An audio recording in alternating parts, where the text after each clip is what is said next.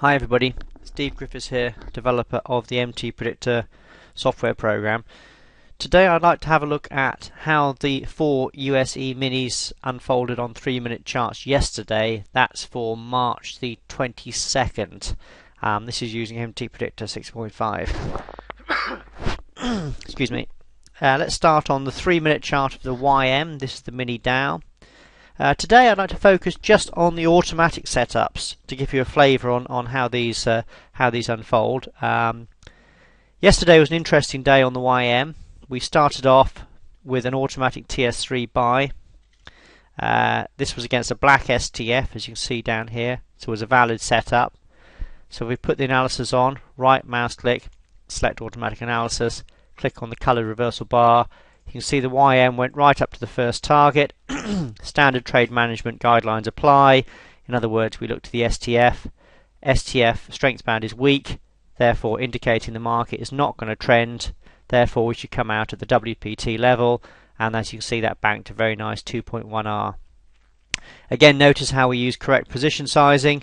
So on each setup, the number of contracts is calculated, keeping our initial risk small and under control. So on the YM, started off with a very nice plus 0.21R. We had another setup later in the day here, so again, really easy to put the automatic analysis on. This time a TS3 sell, this time with a red STF, so it's a valid because it's with the downtrend.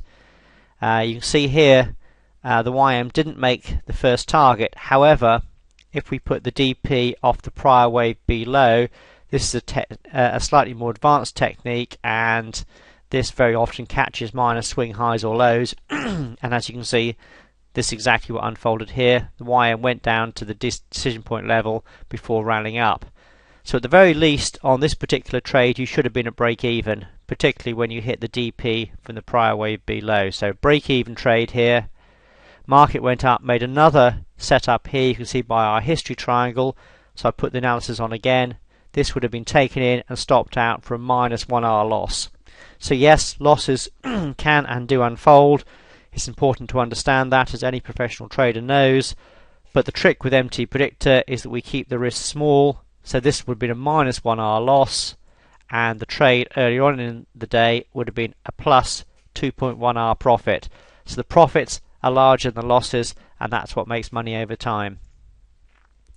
Let's have a look at some of the other markets. This is the Russell Index. Russell Index was a little bit trickier, where we had 3 effectively losing trades, as identified by these history triangles. If you put the analysis on any of these, you'll see that the market took you in, then went back down and stopped you out.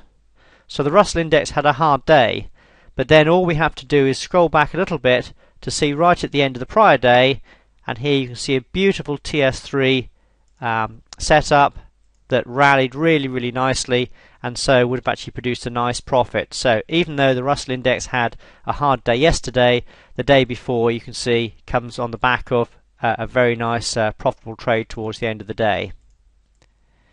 Let's have a look at the ES. ES was quite quiet in that throughout the whole of the day you can see there was only one sell setup that was in the direction of the red STF, as you can see here. Let's put the analysis on. Analysis goes on. Market does go down to the first target for a nice plus 2.2R. So a nice trade there, and a good day on the ES with one good profitable trade. But the star of the show yesterday was the NQ. This is the Nasdaq. As you can see, we had 3 setups. You probably wouldn't want to consider the TS4 right at the end of the day, because you only had a few minutes to go before the day closed. So let's focus on these first 2. Both sell setups, both with a red STF. So standard trade management guidelines were saying, or standard rules would suggest that you could take them because they're in the direction of the down red STF. So let's put the analysis on. Right mouse click, select automatic setup, click on the first target, bang, straight down to the first target. A really nice trade straight down to here. At the first target, STF is weak, therefore we bank a plus 3R profit. So a good profitable 3R trade there. Again, notice correct position sizing, varying the number of contracts to trade to again keeping your initial risk small and under control, which means the profit we always relate to in terms of risk, in this case plus 3R. Another sell setup a bit later. Let's put the analysis on.